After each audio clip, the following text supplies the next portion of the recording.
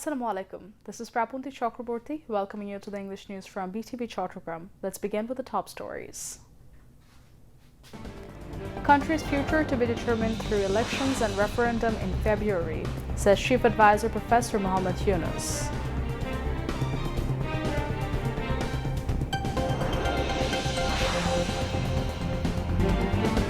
Appeal against cancellation of nominations in next national polls completed for fourth day.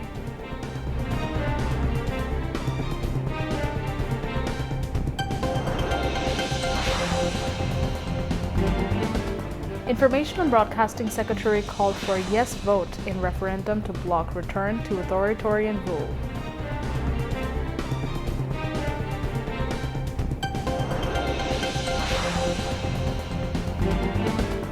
Efforts underway to resolve LPG problem through long-term plan over fuel supply, informs finance advisor.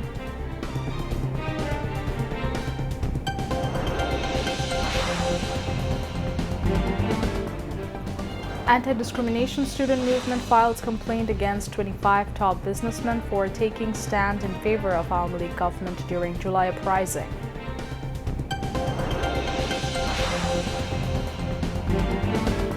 US President Trump announces 25% tariff on countries having trade relations with Iran.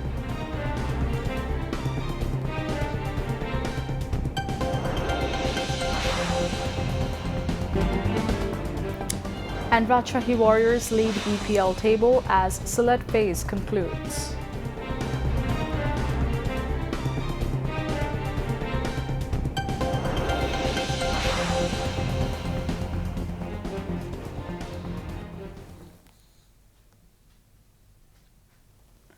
Viewers, those were the headlines. Now moving on to the details. Chief Advisor Professor Muhammad Yunus has called upon the academics to align the education system with the youth's expectations and aspirations and stressed on revival of the SARC to enhance regional academic cooperation. He made the remarks while addressing the inaugural ceremony of the three-day South Asian Regional Conference on State of Higher Education and Future Pathway, SARC 2026, at a city hotel in Dhaka today. International representatives include delegates from the United Kingdom, Maldives, Malaysia, Nepal, Pakistan, and Sri Lanka, as well as representatives from the World Bank, are participating in the event. Speaking about the forthcoming national elections and the referendum on February 12th, the chief advisor said the uprising tore everything apart and that the young people created their own July Charter to undo what the country was stuck with. He said there would be a referendum to decide what the future constitution of Bangladesh should be because they believed the root of the problems lay in the constitution. Professor Yunus said students must be developed not just as job seekers, but as job creators. He also urges youth to be dreamers. So I translated that creativity into entrepreneurship. Entrepreneur is a creative being. Why can't we teach entrepreneurs rather than job seekers? Tell young people you're not job seekers, you're job creators. You're agents of change. You create things the way you imagine what the university education would be like, what it should be. So it's a world of very different kind. So we have to pay attention to what's going on and what is coming up. Old ways of doing things is a self-destructing mechanism. We have to do it quickly, as they have done quickly. Imagination is the essence of human being. We discredit it. We say, no, not imagination. Be practical. Human beings are not born to be practical. They're born with enormous power of imagination.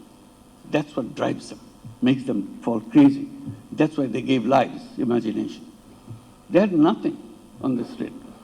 They had an imagination. We want to build a new Bangladesh. That's their slogan. And they were committed to it, didn't give up. Older people telling them, no, you go back to school, get some jobs, uprising is over, fascist regime disappeared, now go back. They said, no, we're not going to go back. We came here for a purpose, not just throwing away a regime. We want to create the country in the imagination that we have. Now is election time. The election is coming up on 12th of February. The uprising tore apart everything. They created their own charter, July Charter, to undo everything that we are stuck up with. So there will be a referendum to adopt what the future constitution of Bangladesh should be like. UGC Chairman Professor Dr. S.M.A. Faiz presided over the function, while Education Advisor Professor Dr. C.R. Abrar, Secondary and Higher Education Division Secretary Rihana Parvin, World Bank Division Director Jean Pesmay, and UGC Member Professor Dr. Muhammad Tanjimuddin Khan spoke the function. Appeal hearings at the Election Commission to restore candidacies for the 13th parliamentary elections were held for the fourth consecutive day. The hearings were held from 10 a.m. to 5 p.m. at the Election Commission's conference room in the capital's Agargaon. On the fourth day of hearings on appeals filed against decisions of returning officers, 70 appeals were disposed. Of these, 53 appeals were accepted, 17 candidacies were rejected. The appeal hearings will continue until 18th January. During Hasina's fascist rule, the electoral culture had disappeared from the country. What was once a festival called voting had turned into a procession of fear and loss of life. Finally, the fascist Hasina's reign of fear came to an end through the July mass uprising. In the new Bangladesh, the 13th national parliamentary election will be held on February 12th. Voters want a free, fair, and peaceful election. In this election, nearly 4 crore new voters in the country will play the important role in forming the government. Their expectation is that voting will be festive. Although some people still have doubts about the voting environment, voters say they expect the situation to improve over time. They add that instead of fear or intimidation, they expect the government to ensure a peaceful environment. While there is strong interest in the election among people of various professions and social classes, women's expectations are somewhat different. They say that even now there is an atmosphere of fear for women, and whoever comes to power through the election should be prioritizing women's development and their security.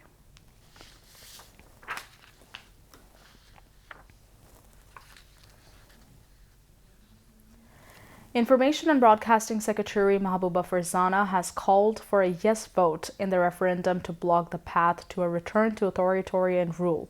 She made the call at a campaign event on the referendum in Raater today.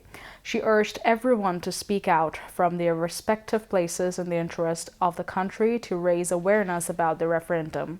The Information and Broadcasting Secretary visited the referendum campaign activities of Raater Women's College and Raater Government College. The Department of Mass Communication organized this campaign. At this time, the Secretary of Information and Broadcasting handed out leaflets to the students urging them to vote yes in the referendum. Joint Secretary of the Ministry of Information and Broadcasting, Riyasat Al-Wasif, Deputy Secretary Taslima Noor Hussain, and Director General of the Department of Mass Communication, Muhammad Abdul Jalil, were present at the time.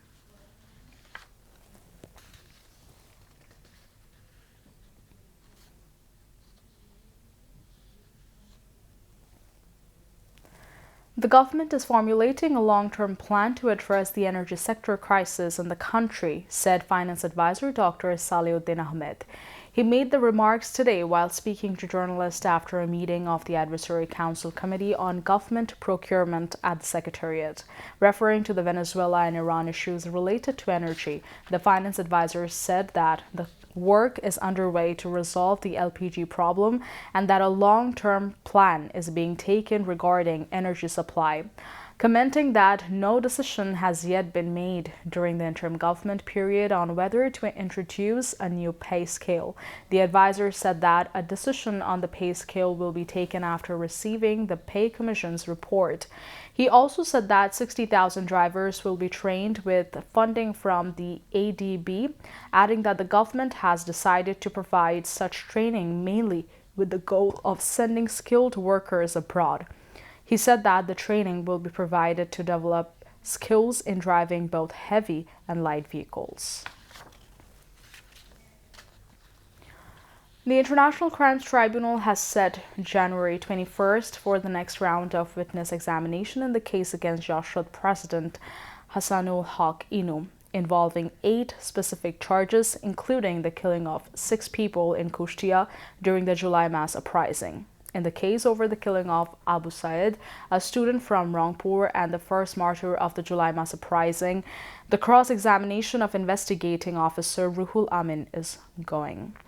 The order was issued today by International Crimes Tribunal 2, led by Justice Nazrul Islam Chaudhary. Later, at the same tribunal, the third day of cross-examination of investigating officer Ruhul Amin began in the Abu Said murder case. As one of the latest updates, a recess is currently underway, and after the break, defense lawyers will resume the cross-examination of the investigating officer. Later, at the same tribunal, witness examination is scheduled in the case against Jashud President Hassanul Haq Inu, involving 8 specific charges, including the killing of 6 people in Kushtia during the July mass uprising. Meanwhile, at Tribunal 1, defense lawyers are cross-examining investigating officer Abdul Rauf today in a case involving the killing of 2 people, including the shooting of a person who was hanging from a cornice in Rampura in the capital. In addition, a trial in a case from Ghazipur is also scheduled at the same tribunal. In the morning, a total of 15 arrested accused in these cases were produced before the tribunal.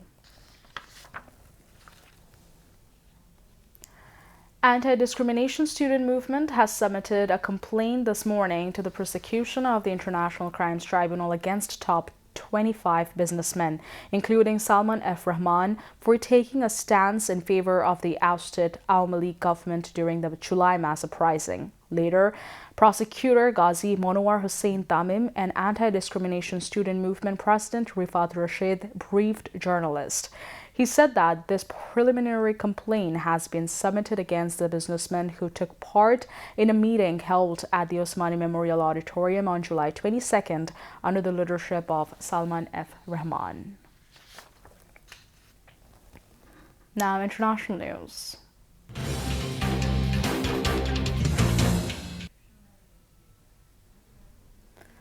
A large pro-government rally was held in Tehran on Monday. The demonstration, attended by thousands of people, was joined by Iran's President Masoud Pezeshkian. Parliament Speaker Mohammad Baghir Ghalibaf was also present. The rally was organized amid ongoing violent protests and economic instability and was described by authorities as a national resistance march.